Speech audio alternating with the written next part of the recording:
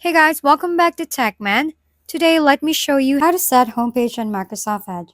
So I was setting up Microsoft Edge the other day and wanted it to open my favorite website automatically every time I launch it. So instead of manually typing the same page again and again, I went into the browser, clicked the three dot menu in the top right corner, and opened settings where all the main controls are stored.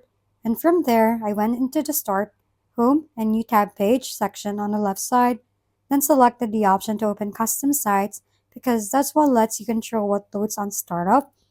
And after that, I click add site and type in my preferred website like Google, then save it.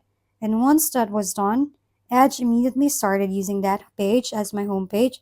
So every time I open the browser, it goes straight there without any extra steps, which honestly makes the whole browsing experience feel faster and more personalized since I don't have to repeat the same action every time I go online.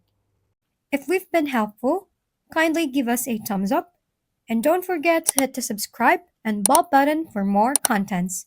For any questions and suggestions, comment down below.